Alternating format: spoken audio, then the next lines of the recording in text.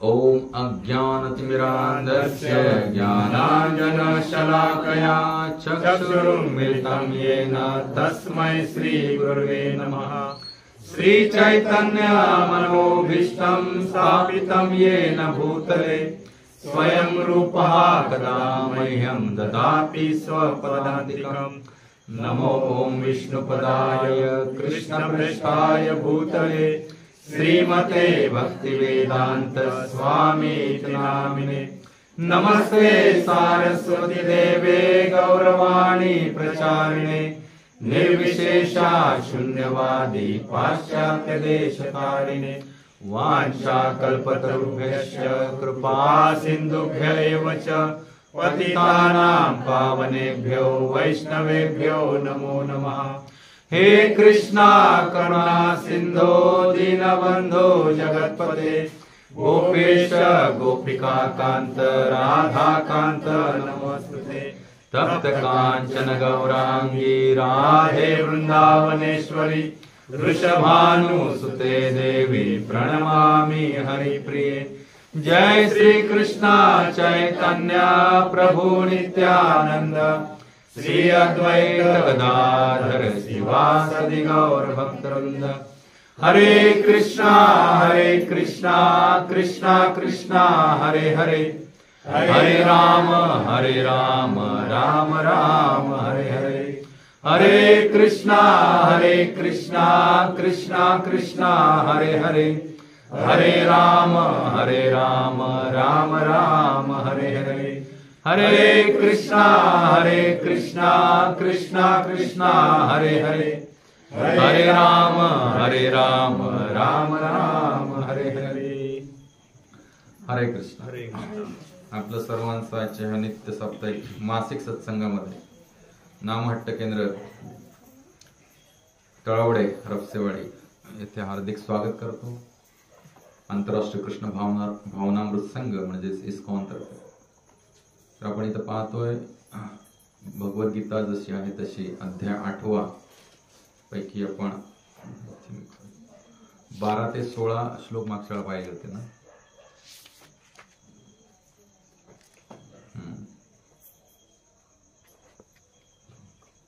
मग त्याच्यातला 16वा श्लोक होता आ ब्रह्मभुवनान लोका पुनरावर्तिर्नोऽर्जुन माम पेत्यत कौन्तेय पुनर्जन्म न विद्यते। या प्राकृत जगतातल्या अत्युच्च ब्रह्मलोकापासून ते सर्वात खालच्या लोकांपर्यंत सर्व लोक दुःखाची स्थाने आहेत। म्हणजे कोणाला वाटतं की आम्ही स्वर्गामध्ये गेल्यावरती काय होऊ, सुखी होऊ, किंवा ब्रह्मलोकात गेल्यावरती सुखी होऊ, किंवा जनलोक तपलोक या लोकांमध्ये गेलो की सुखी होऊ, किंवा पाताळात गेलो की सुखी होऊ। तिकडे भरपूर काय आहे, धनसंपदा आहे। असुरांकडे खूप धनसंपदा असते ना, मायावी असतात। तर असं काय नाही सांगतात, भगवान सांगतात ही जी 14 भुवन आहेत या ब्रह्मांडामध्ये आ ब्रह्मभुवन म्हणजे ब्रह्मलोकापासून पाताळापर्यंत तुम्ही कुठेही गेलात तरी काय मिळणार, तुम्हाला दुःख मिळणार, त्याच्याशिवाय काय मिळणार नाही। आणि पुढे काय सांगतात माम उपेत्य तू कौन्तेय पुनर्जन्म न विद्यते। माम उपेत्य म्हणजे मला जो भजतो किंवा जो मला येऊन मिळतो, म्हणजे माझ्याशी जो योग करतो त्याला हे कौन्तेय त्याला पुन्हा जन्म घ्यावा लागत नाही। आणि जो मला भजत नाही, जो माझं भक्तिभावानं भजन करत नाही, त्याला निश्चितच काय घ्यावं लागणार, पुन्हा पुन्हा जन्म घ्यावा लागणार, पुन्हा पुन्हा मृत्यू येणार। आणि त्याला ह्या ब्रह्मांडामध्ये कुठच्याही लोकांमध्ये गेला तरी त्याला केवळ काय भोगावे लागणार, दुःख आणि क्लेश भोगावे लागणार। तर इथपर्यंत आपण मागच्या आलो होतो। आज आपण पुढचा श्लोक घेऊया।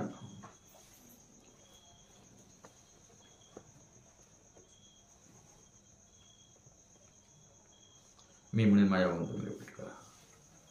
श्रीमद भगवद्गीता अध्याय 8 अध्यायाचं शीर्षक आहे अक्षर ब्रह्मयोग। काय शीर्षक आहे, अक्षर ब्रह्म योग म्हणजे जे कधी नाश पावत नाही। क्षर म्हणजे नाश पावणे, अ म्हणजे नाही, ब्रह्म। श्लोक 17 सहस्रयुग पर्यंतम सहस्रयुग पर्यंतम अहर्यद् ब्रह्मणो विदो आहर्यत् ब्रह्मणो युधो रात्रिं युगसहस्रान्ता रात्रिं युगसहस्रान्ता तेहोरात्रविदो जना देहोरात्रविदो जना सहस्रयुगपर्यन्तं सहस्रयुगपर्यन्तम् आहर्यत् ब्रह्मणो विदुः आहर्यत् ब्रह्मणो विदुः रात्रिं युगसहस्रान्ता रात्रिं युगसहस्रान्ता तेहोरात्रविदो जनः देहोरात्रविदो जनः सहस्रयुगपर्यन्तं सहस्रयुगपर्यन्तम् आहर्यत् ब्रह्मणो विदुः आहर्यत् ब्रह्मणो विदुः रात्रिं युगसहस्रान्ता रात्रिं युगसहस्रान्ता तेहोरात्रविदो जनः देहोरात्रविदो जनः। खूप सुंदर श्लोक आहे हा. ह्या श्लोकाचा जर अर्थ आपल्याला कळला तर आपल्याला कळेल की आपण काय आहोत, किती क्षुल्लक आहोत. आपल्याला वाटतं काय आपण खूप महान आहोत ना नेहमी, बरोबर. आपल्याला नेहमी वाटतं काय आपण खूप महान आहोत किंवा आपण महान बनणार. तर ह्या श्लोकाचा अर्थ आपण पाहूया, शब्दशः अर्थ आधी पाहूया. मी म्हणेन माझ्याकडून तुम्ही रिपीट करा. श्री भगवान वाच. भगवान श्रीकृष्ण म्हणाले, भगवान श्रीकृष्ण म्हणाले, सहस्त्र एक सहस्त्र म्हणजे 1000 युग युगे पर्यंतम सहित अह दिवस यत जे ब्रह्मणः ब्रह्मदेवाचा विदुः जाणतात रात्री युग युगे सहस्त्र अंताम याचप्रमाणे 1000 युगे संपल्यानंतर ते अहरात्र दिवस रात्र विदहा जाणणारे जनाः लोक. भाषांतर. मानवीय गणनेनुसार एक सहस्त्र चतुर्युगे म्हणजे ब्रह्मदेवाचा एक दिवस होतो आणि अशाच 1000 चतुर्युगांची ब्रह्मदेवाची एक रात्र असते. बर. पहिल्या श्लोकात काय सांगितलं भगवंतांनी? आ ब्रह्मभुवना लोका, म्हणजे हे ब्रह्मदेवाचं जे लोक जिथं ब्रह्मदेव वास करतात स्वतः, तिथून पाताळापर्यंत कुठे गेलं तरी काय आहे? दुःख आहे. मग कोणाला वाटेल ब्रह्मदेवांचं आयुष्य तर खूप मोठं आहे, मग ब्रह्मदेव झाल्यानंतर मी सुखी बनणार, तर तसंही नाही म्हणाले भगवंत. आणि आता पुढे सांगताय की ब्रह्मदेवांना पण काय आहे? मृत्यू आहे. आणि त्यांच्या आयुष्याची कालगणना सांगतायत भगवंत. काय सांगतायत? मानवी गणनेनुसार एक सहस्त्र चतुर्युगे म्हणजे ब्रह्मदेवाचा एक दिवस. सहस्त्र म्हणजे 1000 चतुर्युग. एका चतुर्युगामध्ये 4 युग येतात: सत्ययुग, त्रेतायुग, द्वापारयुग आणि कलियुग. तर अशी 4 युग किती वेळा पूर्ण झाली पाहिजेत? 1000 वेळा पूर्ण झाली पाहिजे. त्यावेळेला ब्रह्मदेवाचा काय होतो? एक दिवस होतो. आणि अशी पुन्हा 1000 चतुर्युग झाली की ब्रह्मदेवाची काय होते? एक रात्र होते. आता आपण हे कॅल्क्युलेशन्स पाहूया शास्त्रांच्या आधारे. तात्पर्य by his divine grace A C Bhakti Vedanta Swami Shri Prabhupada की जय. प्राकृत विश्वाचा कालावधी मर्यादित असतो, म्हणजे अमर्यादित नाहीये. आणि आपल्याला काय लालसा आहे? आपल्याला कधीच मृत्यू नको. आपल्याला कधीच मृत्यू नको आणि कधीच आपल्याला दुःख नको, रोग नको, म्हातारपण नको, आजारपण नको, काय नको. सदैव आनंद पाहिजे आणि कधीच मृत्यू नको. पण मग ब्रह्मदेवाच्या लोकात गेलं, समजा ब्रह्मदेव जरी झालो तरी काय आहे? मर्यादा आहे. आपल्याला ती खूप मोठी वाटेल, पण ब्रह्मदेवासाठी ती 100 वर्षच आहे. लक्षात. आपलं खूप मोठं ब्रह्मदेवाशी आपलं आयुष्य कम्पेअर केलं तर आपल्याला आपलं आयुष्य खूप छोटं वाटेल, ब्रह्मदेवाचं आयुष्य खूप मोठं वाटेल. ब्रह्मदेवाला काय वाटतं ते? अरे मला 100 वर्ष आयुष्य, आणखीन 200 वर्ष मिळालं असतं. मागे मी तुम्हाला गोष्ट सांगितली, आठवते ते ऋषीमुनींची, ज्यांना आणखीन ते ज्ञान जाणून घेण्यासाठी काय आणखीन 100 वर्ष पाहिजे होती, मग अजून 400 वर्ष. मग इंद्रदेव त्यांना सांगतात काय, बाबा तू 500 वर्ष डबल 5 पट जगलास तरी पण तुझ्यातनं जे ज्ञान प्राप्त झालंय ना, हा जो सुमेरू पर्वत आहे त्याच्यातली वाळू जर अशी हातामध्ये घेतलेली, तेवढ्या वाळू एवढं पण तुला ज्ञान प्राप्त झालेलं नाही. लक्षात. तर भगवंतांच्या समोर आपण कण आहोत ही ज्यावेळेला धारणा हृदयामध्ये आपल्या पक्की होईल तेव्हा आपल्या हृदयामध्ये काय येईल, नम्रता येईल. आणि ती नम्रता आल्याशिवाय आपल्याला पुढचं काय सापडणं शक्य नाही. तर प्राकृत विश्वाचा कालावधी मर्यादित असतो. कल्पांच्या चक्रात तो गणला जातो. एक कल्प म्हणजे ब्रह्मदेवाचा एक दिवस होय. एक कल्प म्हणजे काय, ब्रह्मदेवाचा एक दिवस, जेव्हा आपण कल्प म्हणतो ना, कल्पांत म्हणतो. आणि ब्रह्मदेवाचा एक दिवस म्हणजे 1000 चतुर्युग होय. सत्ययुग, त्रेतायुग, द्वापरयुग आणि कलियुग या 4 युगांना मिळून एक चतुर्युग असे म्हटले जाते. सदाचार, ज्ञान आणि धर्म आणि अज्ञान व दुर्गुण यांचा जवळजवळ अभाव ही सत्ययुगाची लक्षणे आहेत. सत्याची लक्षणं काय आहेत बघा. काय, सदाचार असतो तिथे, ज्ञान असतं पूर्ण, धर्म मार्ग असतो. भगवंताने सांगितलं, कोणी सांगितलेला धर्म नसतो. धर्मम तर साक्षात भगवत प्रणितम. भगवंताने जो धर्म सांगितलेला आहे शास्त्रामध्ये तो धर्माचं आचरण केलं जातं. त्यानंतर काय आहे, हे 3 गोष्टी असतात. सदाचार असतं, ज्ञान असतं आणि धर्म असतो. आणि काय नसतं, अज्ञान मुळीच नसतं, दुर्गुण नसतात. यांचा जवळजवळ अभाव ही सत्ययुगाची लक्षणं आहेत. आता सत्ययुगाचा कालावधी हा किती आहे, 17,28,000 वर्ष इतका आहे. किती आहे, 17,28,000. तोंडपाठ पाहिजे आपल्याला. मग त्याच्यानंतर येतं त्रेतायुग. त्रेतायुगामध्ये दुर्गुणांचा प्रादुर्भाव होतो आणि त्रेतायुगाचा कालावधी आहे 12,96,000 वर्ष. किती, रिपीट करा. त्रेतायुगामध्ये काय येतं, दुर्गुण एंट्री करतात, वाईट गुण. त्याच्यानंतर येतं द्वापारयुग. द्वापारयुगामध्ये सदाचार आणि धर्माचा अधिक प्रमाणात ह्रास होतो. म्हणजे दुर्गुण तर एंट्री केलेच आहेत, प्लस सदाचार पण ह्रास होतो आणि काय होतं, धर्माचा पण अधिक प्रमाणात ह्रास होतो आणि दुर्गुणांचा प्रभाव अजून वाढतो. आणि द्वापार युगाचा कालावधी आहे 8,64,000 वर्ष. किती, रिपीट करा म्हणजे तुमच्या डोक्यात राहील ते. आणि शेवटी कलियुग येते. आणि कलियुगामध्ये जे आता 5,000 वर्षापासून आपण या युगाचा अनुभव घेत आहोत. कधी कलियुग चालू झालं, 5,000 वर्षापूर्वी, ज्यावेळेला भगवान श्रीकृष्ण आपल्या नित्यधामात गेले, गोलोकधामामध्ये. तिथून काय झालं, कलियुग चालू झालं. तर कलियुगाचं लक्षण सांगितलं बघा. कलियुगामध्ये काय आहे, नावातच आहे कलह. पहिला आहे कलह, भांडण, बस. त्याच्यानंतर दुसरं काय आहे, अज्ञान. तिसरं अधर्म आणि दुर्गुण यांचे प्राबल्य असते आणि सदाचाराचा पूर्णपणे ह्रास होतो. सदाचार म्हणजे चांगलं आचरण हे या कलियुगामध्ये बघायला मिळणार नाही. सदाचार पूर्णपणे ह्रास होतो. कलियुगाचा कालावधी आहे 4,32,000 वर्ष इतका आहे.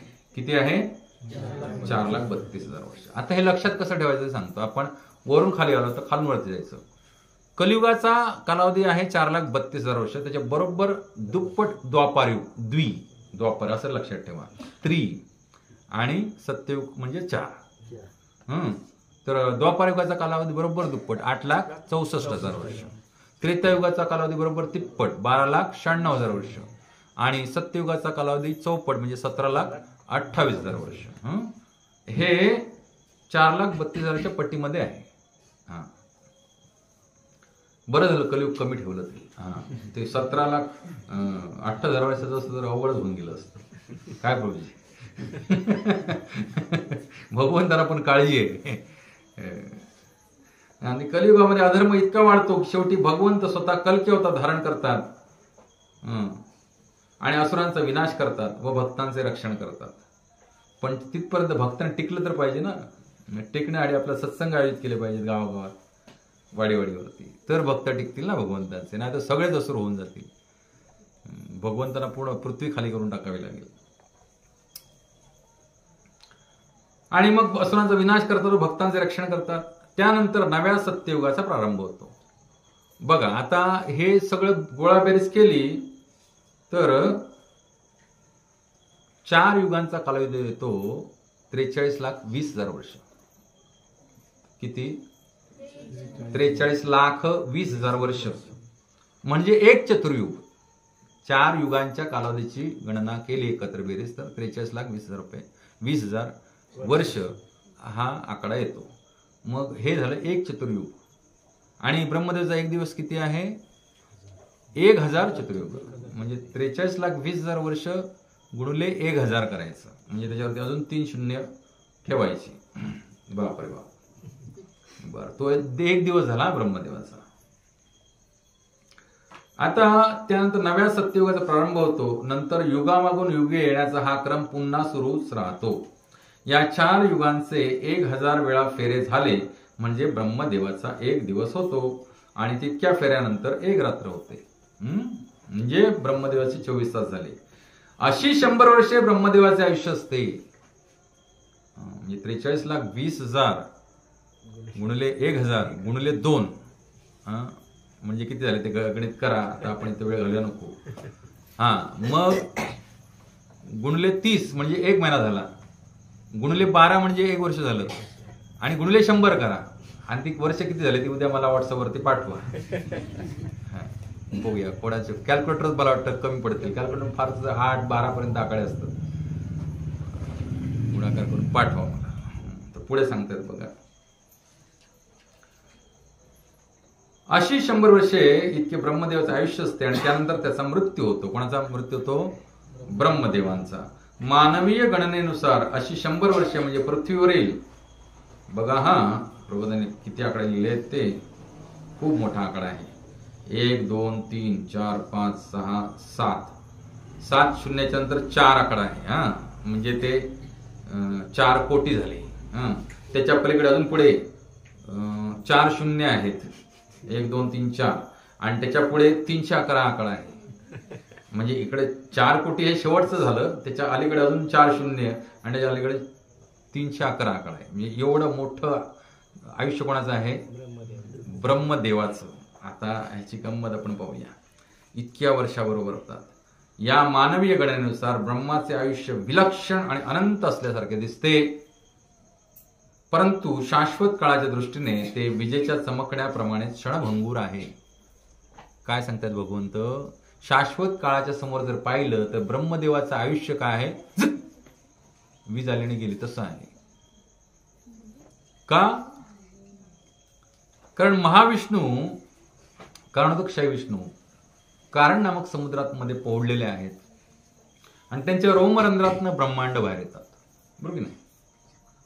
आणि ते ब्रह्मांड बाहेर आल्यानंतर तिथं दुसरे विष्णू प्रविष्ट होतात, गर्भोदक क्षय विष्णू, आणि ते अर्ध ब्रह्मांड ते आपल्या घामाच्या जळानं भरून टाकतात, गर्भोदक. आणि ते पोळल्यानंतर मग आता या ब्रह्मांडामध्ये काहीतरी केलं पाहिजे म्हणून पहिल्या जीवाला जन्म घालतात. त्या जीवाचं नाव काय? ब्रह्मदेव. आणि ब्रह्मदेव जन्माला आल्यानंतर मरेपर्यंत जो एवढा कालावधी जातो तो विजेच्या चमकण्यासारखा असतो. कारण महाविष्णू ज्याला श्वास आतमध्ये घेतात तेव्हा ही सगळी ब्रह्मांड त्यांच्या कुठे जातात? उदरात प्रविष्ट करतात. आणि जेव्हा ते उच्छ्वास बाहेर सोडतात तेव्हा ही सगळं ब्रह्मांड काय होतात? पुन्हा प्रकट होतात. म्हणजे भगवंतांचा जर काळ आपण पाहिला तर त्याच्या समोर या ब्रह्मांडाचा काळ जो आहे तो काय आहे? क्षुल्लक आहे एकदम. आणि आपल्याला ब्रह्मदेवांच्या आयुष्यमानापेक्षा जर आपण आपलं आयुष्य कम्पेअर केलं तर किती क्षुल्लक आहे ते आपल्याला कळतं. आणि तरी पण आपल्याला काय आहे इच्छा की 60 वर्षामध्ये 100 वर्षामध्ये, आता तर काय 40 झाले की सगळे म्हातारे होतात. लक्षात ना? 40 कोणाकोणी झाले? हात वर करा. 40 पार कोणी कोणी केली? 40च्या पुढे वय कोणाकोणाचं आहे? हात वर करा. बाबा तुमचं कमी आहे 40 पेक्षा, मग हात वर करा की मग. बरं, आता 40 झाल्यानंतर कंबर कोणाकोणाची दुखत नाही त्याने हात वर करा. 40 झाल्याने कंबर दुखत नाही, तुमची दुखत नाही, कंबर दुखते, मग हात खाली करा. ढोपरं दुखतात, उठाय बसायला तकलीफ होते, थोडीशी होते. शेती करता येते म्हणून थोडीशी होते. ऑफिसात गेला असता तर खूप अवघड अवस्था आहे आपली. पण ते तात्पर्य वाचणे मग पुढचं गंमत सांगतो तुम्हाला. तर या मानवी गणनेनुसार ब्रह्माचे आयुष्य विलक्षण अनंत असल्यासारखे दिसते, परंतु शाश्वत काळाच्या दृष्टीने ते विजेच्या चमकण्याप्रमाणेच क्षणभंगूर आहे. अटलांटिक महासागरातील बुडबुड्याप्रमाणे कारणोदक महासागरामध्ये असंख्य ब्रह्मदेवांचा उदय आणि अस्त होत असतो. अटलांटिक महासागर केवढा मोठा अफाट आहे. त्याच्यामध्ये जसे फेन येतो ना, फेन लाट आला की फेन येतो ना वरती, फेस, त्याच्यामध्ये कितीतरी बुडबुडे येतात आणि जातात. कोणाला काय त्याचं फिकर पडलंय काय? नाही. तर तसं ब्रह्मदेवाचं ब्रह्मांड उदयाला येणे असतं म्हणे त्या फेनासारखं आहे. मग त्या ब्रह्मदेवाच्या ब्रह्मांडामध्ये आपण जन्माला आलो ह्या पृथ्वी तलावरती. रपसेवाडीमध्ये आपला जन्म झालाय, आजूबाजूच्या गावामध्ये राजापूर. आणि मग काय आपल्याला किती काय काय वाटतं आणि काय नाही, म्हणजे कोण नोटीसच करत नाही. तरी पण आपल्याला वाटतं की आपलं पूर्ण काय विश्वानं काय करावं, नोटीस करा, आपलं नोटीस घ्यावी. नोटीस घ्यावी म्हणजे आपली दखल घ्यावी. आपल्याला वाटतं मी असं काहीतरी करून जावं की पूर्ण विश्वानं काय घ्यावी, माझी दखल घ्यावी. असं तुम्हाला वाटत असेल तर एकच कार्य करा, भगवत भक्तीचा प्रचार करा. एकमेव कार्य हे आहे की ज्याचा विश्वास काय भगवंत स्वतः दखल घेतात. भगवंत म्हणून भगवद्गीतेत सांगतात ना की जो ह्या भक्ती मार्गाचं काय करेल, वैष्णवामध्ये प्रचार प्रसार करेल, त्याच्यासारखा मला प्रिय कोणी नाही. य इदम परमं गुह्यम मद भक्तेष्व विधास्यति भक्तिमयी पराम कृत्वा मामे वैश्यत्य संशयः. जो मनुष्य भक्तांना हे परम गुह्य रहस्य सांगेल, या गीतेमध्ये जे मी आतापर्यंत सांगितले हे परम गुह्य असं रहस्य आहे. जो मनुष्य भक्तांना, माझ्या भक्तांना हे परम गुह्य रहस्य सांगेल त्याला निश्चितपणे शुद्ध भक्ती प्राप्त होईल व अखेरीस तो माझ्याकडे परत येईल. यात मुळीच संशयाने गॅरंटी देतात भगवंत, बॉन्ड पेपर लिहून मी गॅरंटी देतो.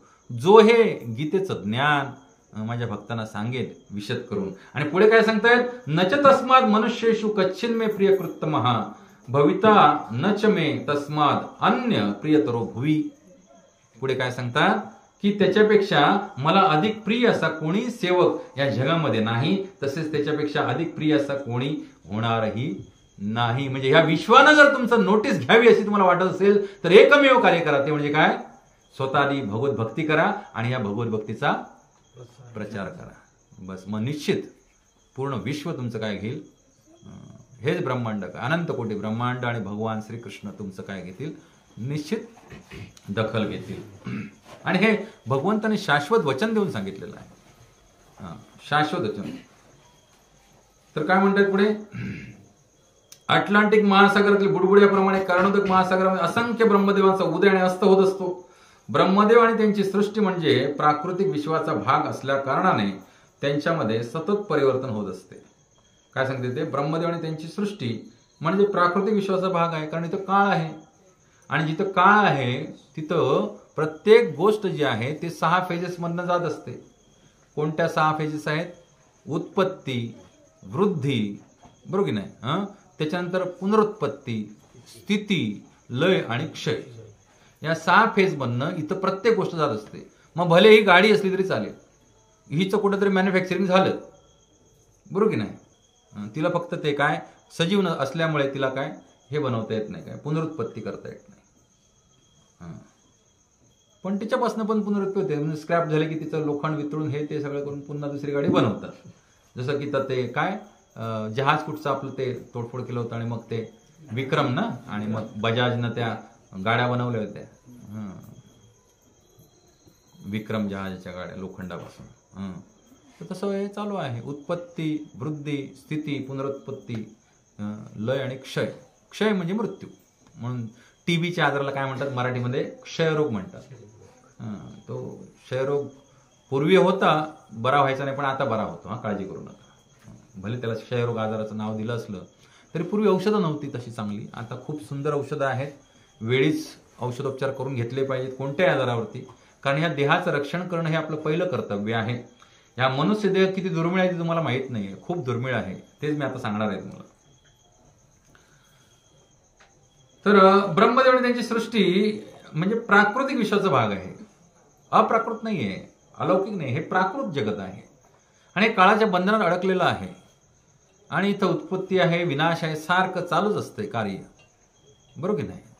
कोण जन्माला येते, कोण मरतंय, सारखं कार्य चालू असते सृष्टीचं. आणि त्याच्यामुळे सतत परिवर्तन होत आहे. त्यामुळे जे सतत परिवर्तनशील आहे आणि विनाश पावतं ते सत्य असू शकत नाही. सत्य म्हणजे अशी गोष्ट जी कधीच विनाश पावत नाही, आणि याच्यामध्ये वेळ काळ परत बदल होत नाही. मग हे जे सगळं सृष्टीमध्ये सगळं आपलं दिसतंय चक्र, ते सगळं जे बदलणारं जे दिसतंय ते विनाशी आहे आणि नाश पावणार आहे.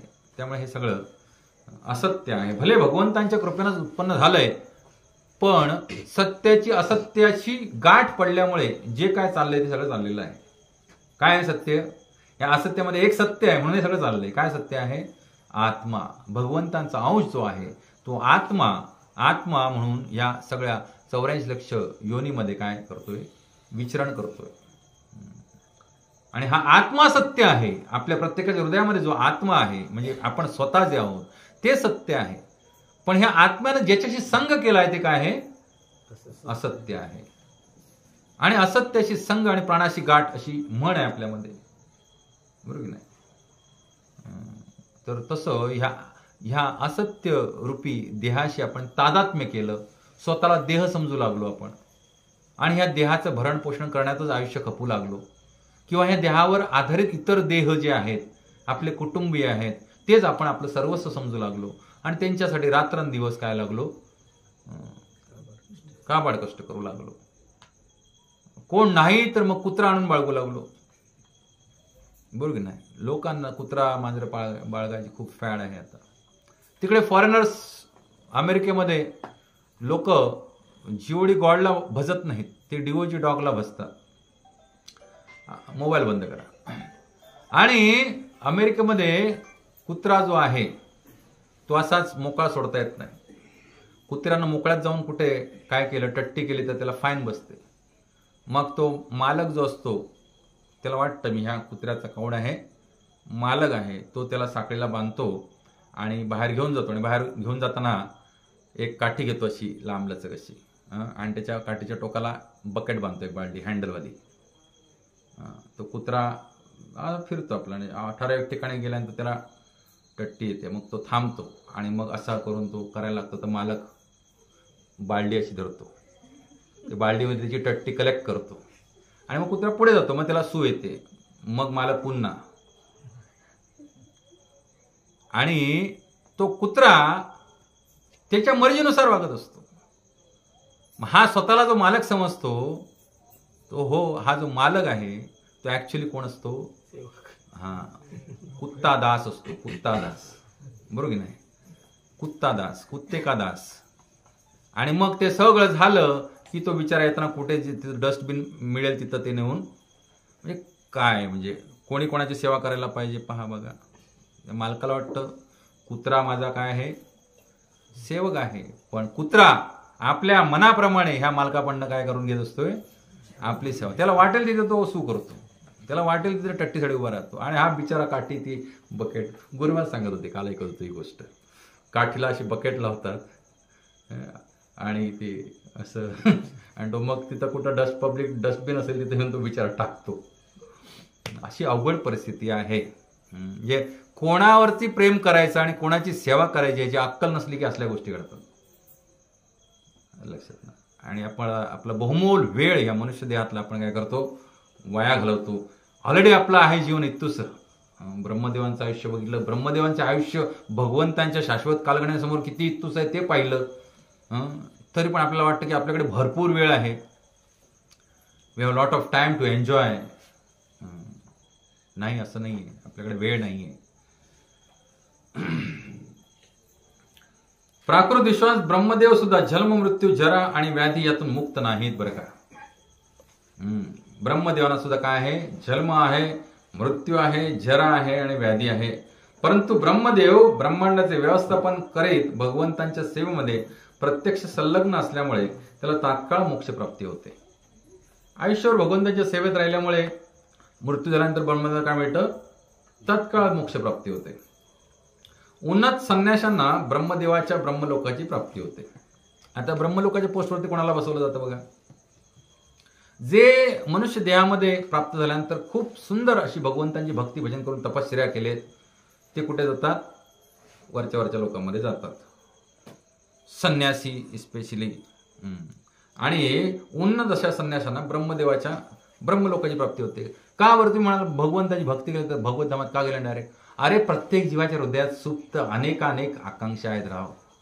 मग तो प्रवचनकार असू दे किंवा समोर बसून ऐकणारा भक्त श्रोता असू दे, प्रत्येक क्षणाला प्रत्येकाच्या हृदयात एवढ्या कामनांच्या उकळ्या फुटतायत की ते गणना करणं पण काय नाही आहे, शक्य नाही आहे. मग तुम्ही संन्यासी व्हा, उन्नत संन्यासी व्हा आणि परमहंस व्हा, तरी पण काय, जिथं जीव आहे तिथं इच्छा ही असणारच. बरोबर की नाही? जीव आहे तिथं इच्छा असणार. मग ब्रह्मलोक हा ब्रह्मांडाचे सर्वोच्च लोक आहे आणि वरच्या थरातील जे स्वर्गीय लोक आहेत त्या सर्वांचा लय झाल्यावरही ब्रह्मलोक अस्तित्वात राहतो. परंतु कालांतराने ब्रह्मदेव आणि ब्रह्मलोकातील सर्व निवासी भौतिक प्रकृतीच्या नियमानुसार मरणाधीन होतात. तर या ब्रह्मांडातील बाकी सगळे लोक नष्ट जरी झाले तरी ब्रह्मलोक शेवटपर्यंत राहतो. पण ब्रह्मलोकातील निवासी सुद्धा ब्रह्मदेवांसमवेत काय होतात, कालांतरानं मरणाच्या दाढेत जातात. आणि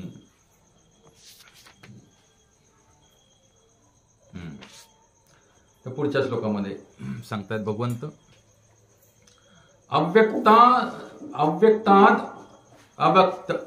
अव्यक्तय सर्वा प्रभवन्त्य हरागमे रात्र्यागमे प्रलीयन्ते तत्रे वाव्य तस संज्ञके.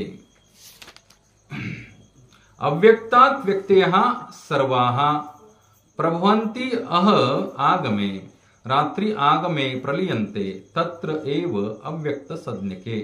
ब्रह्मदेवाच्या दिवसाचा आरंभ झाल्यावर सर्व जीव अव्यक्तातून व्यक्त होतात आणि त्यानंतर जेव्हा रात्र प्रारंभ होते तेव्हा ते पुन्हा अव्यक्तात लय पावतात. याचं तात्पर्य प्रबंध दिलेलं नाही. म्हणजे आता ब्रह्मदेवाचा एक दिवस संपला, मग रात्र सुरू झाली, मग रात्र पण सहस्त्र चतुर्युग चालली आणि मग पुन्हा ब्रह्मदेवाचा दिवस आला. तर त्याला काय होतात, हे सगळं जे जीवसृष्टी जी आहे ती अव्यक्त होते. ज्याला ब्रह्मदेव दिवस संपतो आणि रात्र सुरू होते तेव्हा काय होते, प्रलय येतो आणि सगळं अव्यक्त होतं, अप्रकट होतं. आणि पुन्हा जेव्हा रात्र संपून दिवस सुरू होतो तेव्हा ते काय होतं, प्रकट होतं. मग तुम्ही म्हणाल मोक्ष मिळतो का त्यांना, अव्यक्त होतं? नाही. जो जीव त्याच्या सुकृतीच्या ज्या स्टेजवरती आहे त्याच स्टेजवरती तो पुढच्या दिवसामध्ये जन्माला येतो. मुक्ती अशीच मिळत नाही. मुक्ती फार कठीण आहे. भक्तांसाठी खूप सोपी आहे, पण अभक्तांसाठी फार फार कठीण आहे, सुदुर्लभ आहे मुक्ती. पुढे सांगतायत, भूतग्रामः स एव अयम भूत्वा भूत्वा प्रलीयते रात्रि आगमे अवशः पार्थ प्रभवती आगमे. तर पुन्हा पुन्हा जेव्हा ब्रह्मदेवाचा दिवस होतो तेव्हा सर्व जीव अस्तित्वात येतात आणि ब्रह्मदेवाची रात्र होते तेव्हा आपोआपच त्यांचा काय होतो, लय होतो. या भौतिक जगतात राहण्याचा प्रयत्न करणारे अल्पबुद्धी लोक उच्चतर लोकापर्यंत उन्नत होऊ शकतात, पण त्यांना पुन्हा भूतलावर परतून येणे भागच असते. ब्रह्मदेवाच्या दिवस काळात या ब्रह्मांडामध्ये ते उच्चतर अथवा खालच्या लोकात आपले कार्य करू शकतात, परंतु ब्रह्मदेवाची रात्र सुरू झाल्यावरती त्यांचा लय होतो. दिवसा भौतिक क्रिया करण्याकरिता त्यांना विविध शरीरे प्राप्त होतात आणि रात्र समयी त्यांना शरीरे नसतात. त्यावेळी ते श्री विष्णूंच्या देहामध्ये राहतात. नंतर पुन्हा ब्रह्मदेवाचा दिवस सुरू झाल्यावर ते व्यक्त होतात. भूत्वा भूत्वा प्रलीयते. दिवसा ते व्यक्त राहतात आणि रात्री पुन्हा त्यांचा लय होतो.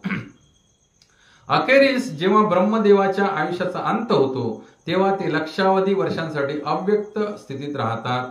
जेव्हा पुढील युगात ब्रह्मदेवाचा पुन्हा जन्म होतो तेव्हा ते पुन्हा व्यक्त होतात. या प्रकारे भौतिक प्रकृतीच्या प्रभावामुळे ते मोहितच राहतात, परंतु कृष्ण भावनेचा स्वीकार करणारे बुद्धिमान मनुष्य भगवत भक्तीमध्ये हरे कृष्णा कृष्णा कृष्णा हरे हरे हरे राम राम राम हरे हरे या महामंत्राचे कीर्तन करीत मनुष्य जीवनाचा पुरेपूर लाभ घेतात. याप्रमाणे या जीवनातच त्यांना श्रीकृष्णांच्या आध्यात्मिक लोकाची प्राप्ती होते आणि कृष्ण लोकामध्ये पुनर्जन्म नसल्यामुळे तेथे ते नित्य आनंदातच राहतात. इथे मनुष्य जन्माचं महत्व सांगितलेलं आहे. अन्यथा तुम्हाला काय, अनादी काळापासून आपण आज इथं जन्माला आलो याचा अर्थ आपण अनादी काळापासून, त्या काळाला गणना नाही, आपण अनेक अनेक जन्म घेतले, आपल्याला विस्मरण झाले त्याचं. पण प्रत्येक जन्मामध्ये आपल्याला असं जन्म मृत्यू जरा व्याधी चक्रातनं भरडून जावं लागतं. आणि चक्र अशी भयानक असतात, त्या गरुड पुराणामध्ये वर्णन आहेत. चक्र नरकामध्ये कसे असतात, असं चक्र असतंय, गोल गोल फिरतंय आणि त्याच्या आस असतात आणि त्याला असे बाहेर असे अणुकुचीदार असे सुळे कसे आलेले असतात त्या चक्राला, आणि ते चक्र यमदूत असे फिरवत असतात, आलं लक्षात. आणि जे नराधम पापी लोक असतात त्यांना तिथं नेलं जातं आणि ते दातेदार चक्र असं फिरत असतंय. बघा तुम्ही विचार करा, असं चक्र आहे आणि त्याला असे असे काय आले, सुळे आलेले आहेत बाहेर असे, आणि ते घराघरा फिरतंय आणि त्याच्यावरती काय केलं, तुम्हाला घासलं, बॉडी तुमची काय होईल, काय होईल, महाभयानक अवस्था होईल. म्हणजे सिंपल उदाहरण द्यायचं तर तो असा बराच असतो बघा, कंगी करायचा असा आपण हाताला, तसं चक्र आहे समजा, आणि त्याला टोकदार काय आहेत, सुळे लावलेले आहेत, आणि ते असं गोल गोल फिरतं आणि त्याच्यावरती तुम्हाला काय केलं जातंय, दाबलं जातंय. तर काय अवस्था होईल. असं आपण तो किसणी असते ना, किस काढतो, बटाट्याचा किस, आल्याचा किस, तसं किसलं जाईल तो पूर्ण देह, आणि मरत नाही तो, त्याला मृत्यू नसतो, इथे ओरडतो, त्याला दिसतो माझ्या डोळ्याशी बाहेर, असं एका हातात डोळा पकडलेला असतो, आतडं असं एका हातात पकडलेलं असतंय, जीव अशी बाहेर आलेली असते, पाय असा तुटून गळ्यात पडलेला असतो, पण मृत्यू येत नाही, त्याला सगळं दिसतं, वेदना होतात सगळ्याच्या, पण मृत्यू येत नाही. असं महाभयानक जीवन आहे. आणि अशा सगळ्या ह्या जीवनातनं आपण काय आलोय, अनेक वेळा गेलोय आणि अनेक वेळा बाहेर पडलोय, आणि पुन्हा तरी आपल्याला काय आहे, ह्या भौतिक जगतात काय करण्याची इच्छा आहे, एन्जॉय करण्याची इच्छा आहे. किती महाभयानक मूर्ख व्यक्ती होतो आपण, खरंच सांगतो. म्हणजे आपल्यासारखं मूर्ख कोणच नाही. आणि त्याचं कारण सुद्धा हे आहे की आजच्या ह्या आधुनिक युगामध्ये हे ज्ञान कोण देत नाही. आजपासून 50-60 वर्षापूर्वी हे ज्ञान द्यायचं, त्यामुळे सगळे जे लोक होते, मनुष्य होते, इस्पेशली भारतवर्षातील, तर ते अध्यात्मवादी होते. त्यांना ह्याची भीती होती, भीतीपोटी तरी का होईना का ते भक्तिभजन करत होते. सुरुवात भीतीपोटीच होते हो ज्ञानप्राप्तीची. बघा, अंगणवाडीत नेऊन तुम्ही मुलाला बसवतो त्यावेळेला ते भीतीपोटीच बसतं ना सुरुवातीला. तिथे दिवसभर थांबते आई काठी घेऊन, घरी जायचं नाही, थांब इथंच बस, मी बसले तुझ्यासाठी. मास्तरीन बाई असते, ती कडी कुलप लावून घेतात आतमध्ये रूममध्ये, बाहेर आई आहे तुझी, आतमध्ये थांब, जायचं नाही. सुरुवात भीतीपोटीच होते, खऱ्या ज्ञानाची सुरुवात. मग हळूहळू त्याला गोडी लागायला लागते. मग ते आईचा हात धरून जाते शाळेला, चला तयारी करा, शाळेला जायचंय. मग मम्मी तू जा, संध्याकाळी न्यायला ये, असं सुरुवात होते. मग हळूहळू मोठं होतं, मग ते आपोआप शाळेत जायला लागतं. तर आपण अनादी काळ ह्या दुःखाच्या जन्ममृत्यू जरावेच्या चक्रातनं असे त्या बटाट्यासारखे किसले जातोय. फ्राय होतंय आपलं, चिप्स फ्राय, फ्रेंच फ्राईज, भाजून निघतंय अंग सगळं. आणि तरी पण आपल्याला पुन्हा पुन्हा जन्म पाहिजे. आणि ह्या जन्मामध्ये आपल्याला बस एन्जॉय करायचं, आनंद पाहिजे. हा आनंद आहे. कोणी सांगितले तुम्हाला दुःखी व्हा म्हणून? कोणी सांगितले तुम्हाला संन्यासी बना, तपश्चर्या करा, हे करा, ते करा? नाही, काही गरज नाही. तुम्ही आहात त्या आश्रमामध्ये, आहात त्या वर्णामध्ये राहून तुम्ही परमेश्वराचं हृदयापासून भक्ती भजन करा. सिंपल गोष्ट आहे भगवंताचं भजन करणं. बस त्याचं नाव घेत राहा हर रात्र. हरे कृष्णा कृष्णा कृष्णा हरे हरे, हरे राम राम राम हरे हरे. कारण कलियुगामध्ये एवढे सगळे दुर्गुण आहेत ना, त्यावर कलियुगामध्ये असा अजून एक दुर्गुण आहे की जो देह प्राप्त झालाय मानवाला, तो ना मंद सुमंद मतयो, अल्पभाग्य, अल्पायुषी असा देह प्राप्त झालाय. सुदृढ देह नाहीये, अल्पायुषी देह आहे, आळशी देह आहे, मंद आहे, सुमंद आहे आणि अभद्र आहे. भद्र म्हणजे खूप छान, अभद्र म्हणजे तर भद्र काहीच नाहीये या कलियुगामध्ये. आणि म्हणून भगवंताने मोक्षाचा मार्ग पण फार सोपा दिला, अतिशय सोपा दिला. काय करा, बस माझ्या नामाचं कीर्तन करा. आणि हे आपली संत परंपरा सगळी सांगून गेली. का सांगून गेली? कारण हा जो आपण 8वा अध्याय अभ्यासतोय, या 8व्या अध्यायाच्याच 5व्या श्लोकामध्ये भगवंताने ह्याचं सूत्र सांगितलं. कलियुगासाठी काय सिंपल मार्ग आहे बघा. 8वा अध्याय 5वा श्लोक. अंतकाले च मामेव स्मरणमुक्त्वा कलेवरम य प्रयाति समद्भाव याति नास्त्यत्र संशया. आणि अंतकाळी केवळ माझे स्मरण करीत जो आपला देहत्याग करतो तो तात्काळ माझ्या प्रकृतीची प्राप्ती करतो, यात मुळीच संशय नाही. म्हणजे मोक्ष प्राप्ती करतो, त्याला पुन्हा जन्म घ्यावा लागत नाही. कारण आत्ताच आपण तो आ ब्रह्मभुवना लोकांमध्ये पाहिलं, माम पेत्य कौंतेय पुनर्जन्म न विद्यते. जो माझ्या जवळ येतो म्हणजे काय, त्याला पुन्हा जन्म घ्यावा लागत नाही. पुन्हा जन्म घ्यावा लागला नाही म्हणजे पुन्हा मृत्यू. मग कोणाकोणाला मृत्यू नकोय? हात वर करा. मृत्यू कोणाला कोणाला नको आहे? हात वर करा. सगळ्यांना मृत्यू पाहिजे? काय राव तुम्ही, मृत्यू पाहिजे? मृत्यू ज्यांना नको आहे त्यांनी हात वर करा ना. मराठी सांगतोय तुम्हाला. जन्म नकोय परत. अरे जन्म नकोय मला मान्य आहे, पण जन्म झालाय तर मृत्यू होणारच ना. मग तुम्हाला आता हे बघा, जन्म झालाय म्हणजे मृत्यू होणार आहे, पण मग आता मृत्यू नकोय ना आपल्याला. मृत्यू नकोय तर काय नाही पाहिजे? जन्म नाही पाहिजे. हा, म्हणून तुकाराम या अभंगात सांगितले ना, न घालावे गर्भवासी. हे भगवंता पांडुरंगा मला पुन्हा मातेच्या गर्भामध्ये घालू नकोस. आणि जो भगवत भक्ती करतो त्याला मृत्यू काय होतो? अतिशय सुकर होतो. आता ब्रह्मदेवांना कसं सांगितलं आता इथं भगवंतानी? मृत्यूचं काय भय राहिलं होतं का ब्रह्मदेवांना? नाही. हे बघ कसं इथं सांगितलंय. हा, तात्काळ मोक्ष. हा, ब्रह्मदेव ब्रह्मांडाचे व्यवस्थापन करीत भगवंतांच्या सेवेमध्ये प्रत्यक्ष संलग्न असल्यामुळे त्याला तात्काळ मोक्ष प्राप्ती होते. त्याला मृत्यूचा दाह होत नाही. मृत्यूचा दाह म्हणजे पीडा भयानक असतात, महाभयानक. तो दाह कोणाला होत नाही? भगवत भक्ताला मृत्यूचा दाह होत नाही. तो तात्काळ मोक्ष प्राप्ती मिळते. म्हणजे जसं की उदाहरण द्यायचं झालं तर ते पावसाळ्यामध्ये आपल्याला असे वनस्पतीवरचे किडे दिसतात बघा, असे असे करतात ना हिरवे. ते एका पानावरून दुसऱ्या पानावरती जातात आणि मग हळूहळू पुढे जाऊन इकडचं भाग उचलून पुढे जातात, बरोबर की नाही? ह्या पानावरती येतं, जवळच्या पानावरती तो असा पुढे असा असा असा करत जातो पुढे, आणि मग त्या पानावरती टच झालं की हळूहळू इकडचा भाग उचलून घेतो. तर भक्तासाठी मृत्यू म्हणजे हे असं असतं, बस स्टेपिंग स्टोन. हा, देहावरती पाय ठेवून कुठे चढतात ते? गरुडावरती, त्या रथामध्ये चढतात. विष्णूदूत येतात त्यांच्याकडे गरुडावरती रथ, देहावरती पाय ठेवतात आणि चढतात. आध्यात्मिक शाश्वत असा देह प्राप्त करून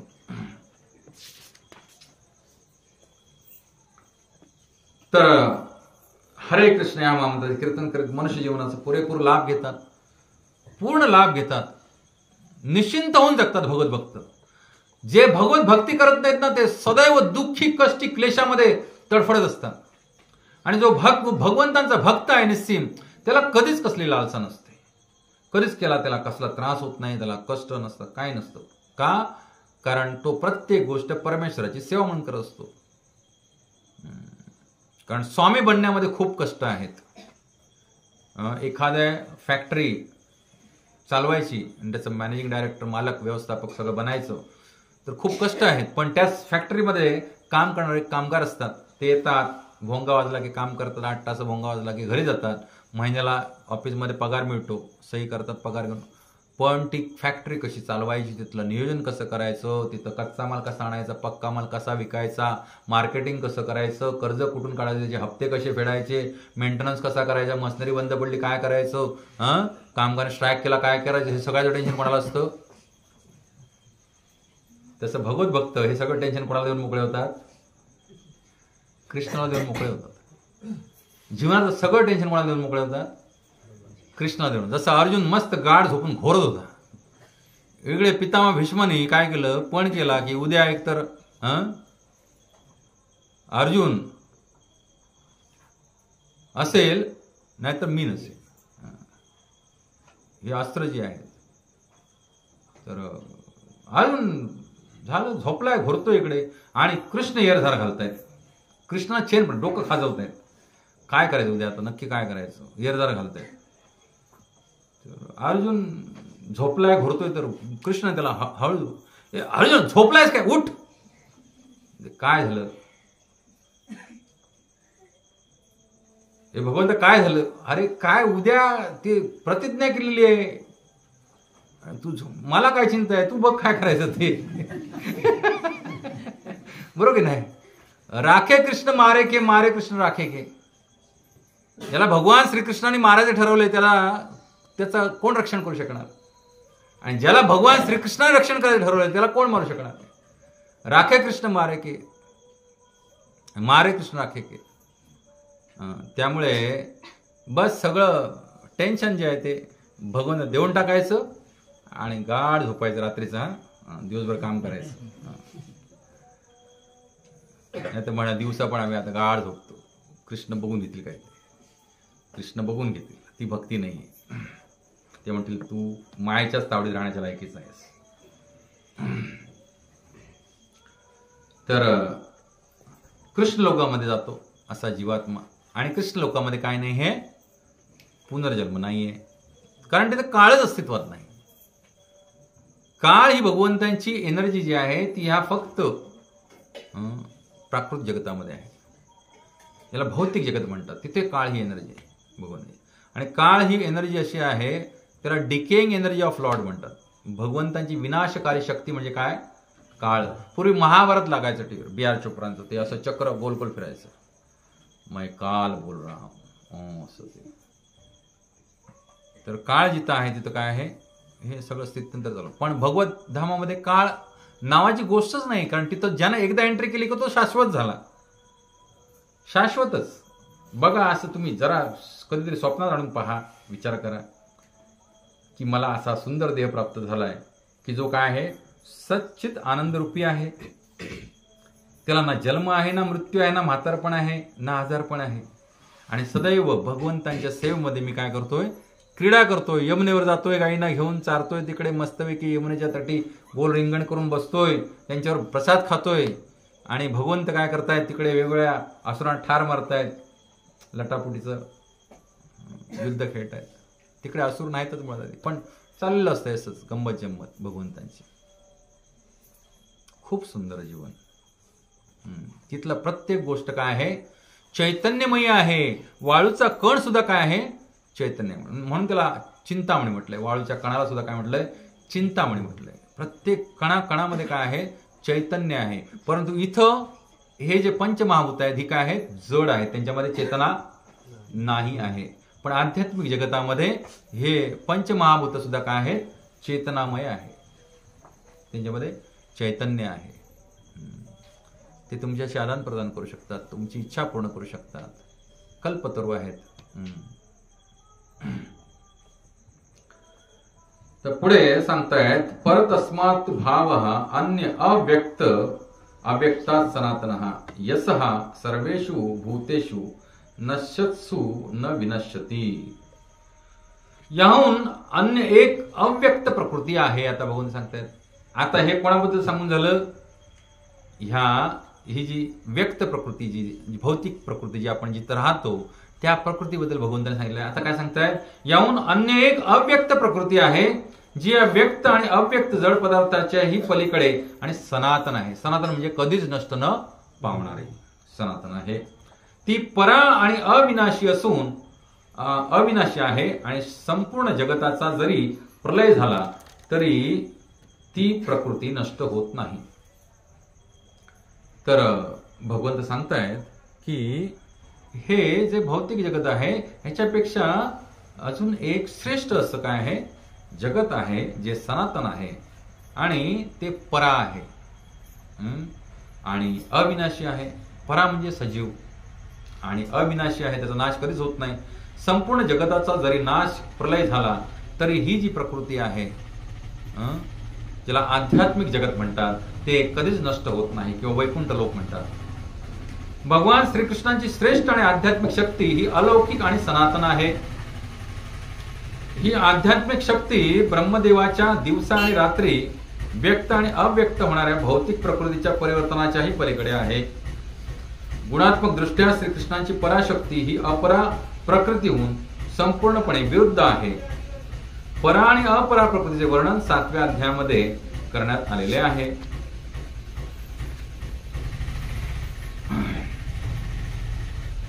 तर भगवंतांची जी शक्ती आहे ती परा आणि अपरा या दोन शक्तीमध्ये येतात. तर जीवतत्व जे आहेत ते कशामध्ये येतात, पराशक्तीमध्ये येतात. आणि हे भौतिक सृजन जे आहे ते अपराशक्तीमध्ये येतं. आणि भगवंतांची लादणी शक्ती म्हणजे आध्यात्मिक जगत जे आहे पूर्णपणे ते सुद्धा पराशक्तीमध्ये येतं. तर या प्रकृतीचे वर्णन कुठच्या अध्यायात केलंय, गीतेच्या 7व्या अध्यायामध्ये केलेलं आहे. पुढे काय सांगतात बघा, अव्यक्त अक्षरः इति उक्तः तम आहु परमाम परमाम गतिम यम प्राप्य न निवर्तन्ते तद्धाम परमम मम. तद्धामम परमम मम हा 15व्या अध्यायात पण श्लोक आलेला आहे. तर इथं काय सांगतात भगवंत, अव्यक्तः अक्षरः इति उक्तः तम आहु परमाम गतिम. वेदांती ज्याचे अव्यक्त आणि अक्षर म्हणून वर्णन करतात, म्हणजे याचा कधीच नाश होत नाही, सनातन म्हणून ज्याचं वर्णन करतात वेदांती, जे परम लक्ष्य म्हणून जाणले जाते, ज्या स्थानाची प्राप्ती झाल्यावर मनुष्य पुन्हा कधीच परतून येत नाही, तेच माझे परमधाम होय. म्हणजे भगवंत आता हे प्राकृत जगताबद्दल सांगितले. ब्रह्मदेव कोण आहेत, आ ब्रह्मभुवना लोक, तुम्ही कुठे गेलात तरी काय आहे, दुःख आहेत, आणि तुम्हाला किती जन्म झाले तरी मोक्ष मिळणार नाही जोपर्यंत तुम्ही भगवत भजन करणार नाही. भले तुम्ही ब्रह्मदेव झालात तरी तुम्हाला मृत्यू आहे. आणि एवढं अफाट जीवन आपल्याला काय जगत राहावं लागते. अनादिकाळापासून आपण जगत आलेलो आहोत आणि हे त्रास पीडा आपण सहन करतोय. तर खरा ज्ञानी तो आहे की ह्या सगळ्या प्रॉब्लेम्सचं सोल्युशन शोधण्याचा प्रयत्न करेल. आणि या सगळ्या प्रॉब्लेम्सचं सोल्युशन शोधण्यासाठीच माणसाचा काय आहे, जन्म आहे. कारण त्याला उन्नत असा देह प्राप्त झालेला आहे.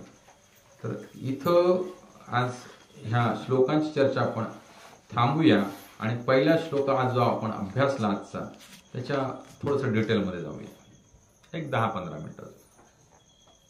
तर आपण पाहिलं की ब्रह्मदेवाचं आयुष्य एवढं अफाट आहे आणि ह्या ब्रह्मांडाचं आयुष्य एवढं अफाट आहे, पण शाश्वत कालगणनेसमोर ह्या ब्रह्मांडाचं आयुष्य सुद्धा काय आहे, विजेच्या चमकण्यासारखं क्षुल्लक आहे. Now compare your self. तुमचं तुलना करा ह्या काळाशी. आपलं मॅक्झिमम आयुष्य काय आहे, 100 वर्ष आहे. ते पण रडत खडत कसं तरी. दाटून कंठ येतो म्हणजे काय, कफान म्हातार झालं, कफ येतो, बोलता पण येत नाही, दात पडलेले असतात, अन्न समोर सुग्रास आहे तर चावता येत नाही, गिळता येत नाही, गिळलं तर पचत नाही, गॅस होतो, बद्धकोष्ठता होते, हात पाय सांधे धरून जातात, चालता येत नाही, उठता येत नाही. लिटरली बेडवरती असे पेशंट 5-5, 10-10 वर्ष पडून असतात. घरच्यांना वाटतं कधी बरं मोक्ष मिळणार आहे, प्रार्थना करत असतात, प्रकट नाही करत, हृदयापासून प्रार्थना चाललेली असते, बाबा कुठं रे मेलास देवा तू. मग लाडकीची लेक असते, ती येते, 2 दिवस सेवा करते आणि घरच्या सुनेला सांगून देते, काय तू बरोबर, तिला सांगायचं तुझी तर वर्षभर, ती 2 दिवसासाठी येते बाबांची सेवा करायला. तर हा देह जरी असा नश्वर जरी असला, पीडा देणारा असला, तरी अर्थदम आहे म्हणून प्रल्हाद मला सांगतात, बरोबर की नाही. हा देह खूप अर्थपूर्ण आहे. आणि हा देह अर्थपूर्ण का आहे, कारण हा अनादी काळाचा फेरा आपण असा कैसारखं कट करून टाकू शकतो ह्या देहामध्ये, मनुष्य देहामध्ये. आणि ह्या मनुष्य देहामध्ये येऊन जर आपण हा फेरा कट नाही केला तर आपल्याला अजून अनादी कितीतरी काळ इथं राहावा लागेल. आणि तो काळ सुखाचा नाहीये बरं का, सुखाचा काळ नाहीये. आज मनुष्याच्या देहामध्ये आपण थोडंफार आहोत तर आपल्याला वाटतं की थोडीफार सुख आहेत, पण खरं जर भिंग लावलं तर एकही सुख नाहीये इथे, एकही सुख नाहीये. अनेक दुःख आहेत, अनेक क्लेश आहेत, त्रिविध ताप आहेत, जन्ममृत्यू जरावेदी तर आहेच, ही 4 दुःख आहेत आणि त्रिविध प्रकारचे ताप आहेत. अशी 7 प्रकारची शाश्वत दुःख जीवाला कायम भोगावे लागतात. आणि ही दुःख जी आहेत, ही दुःखांची शृंखला नष्ट करण्याची ताकद कोणामध्ये आहे, ह्या मानव देहामध्ये आहे. बरं आता गंमत सांगतो तुम्हाला बरं का. काल मी एक गुरुमाचे प्रवचन ऐकत होते, त्यामध्ये गुरुमा सांगत होते खूप सुंदर. ज्या कोणी भगवान श्रीकृष्णाची, भगवान श्री विष्णूंची आयुष्यात 1 दिवस जरी पूजा केली मनोभावे, तरी भगवंत त्याला वचन देतात की त्याला पुन्हा देह धारण करावं लागणार. काय वचन आहे, भागवतम मध्ये आहे.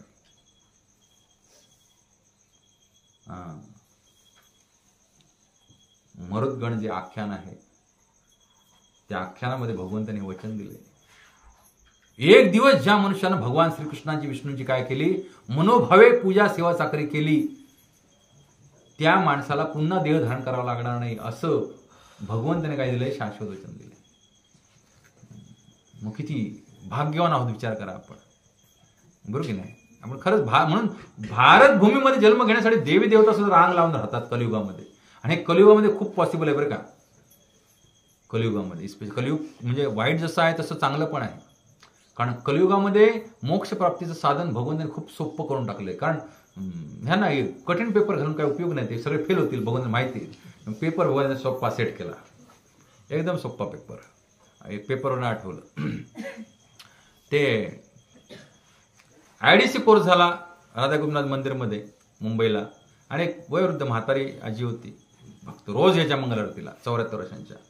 IDC कोर्स केल्यानंतर त्यांनी उत्तर लिहिलं. प्रश्न क्रमांक 1 उत्तर: हरे कृष्ण कृष्ण कृष्ण हरे हरे, हरे राम राम राम हरे. प्रश्न क्रमांक 2 हरे कृष्ण उत्तर: हरे कृष्ण कृष्ण कृष्ण हरे हरे, हरे राम राम राम हरे. असे जे काही सगळे 100 मार्काचे प्रश्न होते ते सगळे उत्तर लिहून टाकले, महामंत्र.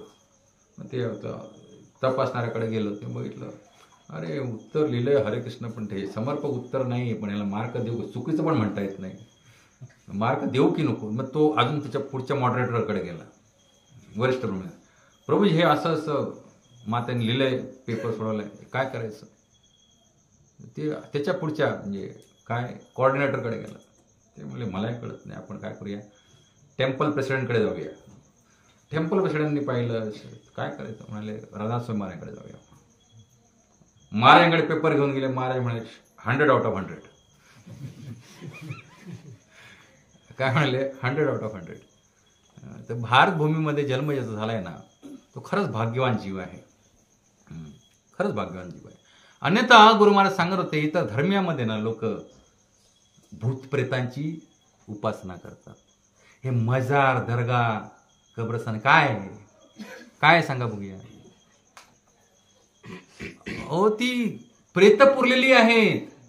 इवन ह्या आपल्या हिंदू धर्मामध्ये पण जे आज असुर आहेत ते भूत प्रेतांकरवी आपल्या इच्छा पूर्ण करण्यासाठी स्मशानात जाऊन काय करतात? तपश्चर्या करतात. हे राक्षस आहेत सगळे, हे धर्मसंस्कृती नाही आहेत, लक्षात ना. सगळ्यात उन्नत अशी धर्मसंस्कृती जर कोणती असेल तर ती कोणती आहे? सनातन धर्मसंस्कृती. त्यामुळे त्याच्यात कसं वचन दिले भगवंताने, ज्याने एक दिवस माझं सेवा पूजा केली, मनोभावे तुझी सेवा करीन मनोभावे, माझे मन गोविंदू रंगले. ज्यानं एक दिवस भगवंताची मनोभावे सेवा केली. मग विचार करा, आपण सगळे रोज भगवंतांच्या नामाचं जप करतो, भगवंतांची मंगल आरती करतो, भगवंतांच्या सत्संगाला जातो, भगवंत प्रसाद ग्रहण करतो.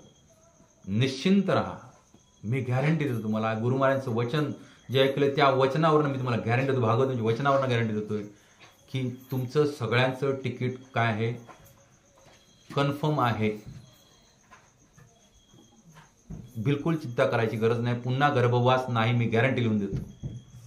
ज्यानं भगवंतांच्या भक्तीचं आरंभ केला आहे मनुष्य देहामध्ये आणि भले अपुरा राहिला तरी शास्त्र पुराण सांगतात, जे काय अनुष्ठान असेल, यज्ञ असेल, कर्मकांड असेल, त्याच्यामध्ये त्रुटी राहिल्या, काय राहिल्या तरी त्या त्रुटी केवळ आणि केवळ हरिनामाच्या उच्चारणानं काय होतात? तो यज्ञ त्रुटी राहत होतो. हे सिद्धांत मी कुठे सांगितला होता? मालवणला सांगितलं होता गेल्या वर्षी. त्यामुळे तुम्ही जे काय तोडकी मुडकी तुमच्या स्वभावानं भक्ती भजन करता, म्हणूनच ते म्हटलंय ना घालेल लोटांगणमध्ये, कायन वाचा मनसेंद्रिय बुद्ध्यात्मनाम प्रकृती स्वभाव. म्हणजे माझा जसा स्वभाव आहे, माझी इंद्रिय मन बुद्धी जसा आहे, त्या अनुषंगाने हे भगवंता मी तुझी सेवा चाकरी केलेली आहे. नारायण इति समर्पयामि. हे भगवंत, हे नारायण, हे विष्णू, हे श्रीकृष्ण, हे राम, मी तुम्हाला ते अर्पण करतो भक्तिभावन. ते मी त्याचा स्वीकार करा. आणि भगवंत ते स्वीकार करतात. कारण भगवंत तुम्ही किती अवडंबर माजवताय हे पाहत नाही, तुमचा भाव काय आहे त्यामागे, त्याचं नोटिफिकेशन भगवंत घेत असतात. आणि मग भगवंताने एवढं मोठं शाश्वत जर वचन आपल्याला दिलंय की हे वत्सा तू काळजी करू नकोस, तुला ह्या जन्माच्या अर्थी मी काय देतोय? मोक्ष देणार, तुला पुन्हा जन्म मृत्यूच्या फेऱ्यात मी घालणार नाही. तर मग आपलं पण कर्तव्य काहीतरी बनतं ना, बनतं की नाही? ही अशी बोट लागलेली आहे, सुंदर अशी बोट लागलेली आहे, जी बोट कुठे जाणार आहे? भगवत धामात जाणार आहे तर त्या बोटीमध्ये आपल्या वाडीतले, आपल्या घरातले, आपल्या गावातले, आपल्या देशातले, इतर देशातले, जगातले सगळे जीव नेऊन भरणं, कारण त्या बोटीला लिमिट नाहीये. तुम्हाला माहिती पुष्पक विमान जे होतं, भगवंत आले तिकडून लंकेवरून घेऊन, ते विमान असं होतं की त्याच्यामध्ये कितीतरी काय पद्म कोण होते, वानर होते, ते सामावले होते सगळे.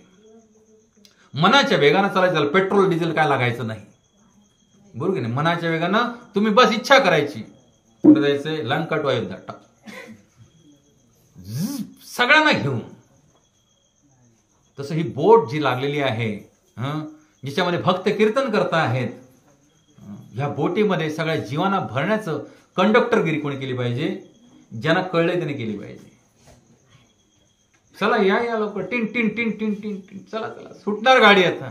आपलं कर्तव्य आहे असं प्रेमानं सगळ्यांना भगवत भक्ती वाटत सुटलं पाहिजे. आपण सत्संग भरवत राहिले पाहिजे, तिथं हरिकथा केली पाहिजे, हरिप्रसाद वितरण केला पाहिजे, आणि तरच ह्या जन्माचं काय होईल, आपल्या जन्माचं सार्थक होईल आणि इतरांच्या जन्माचं सार्थक होईल, आणि सगळे जीव काय होतील, भगवत प्रेम प्राप्त करतील.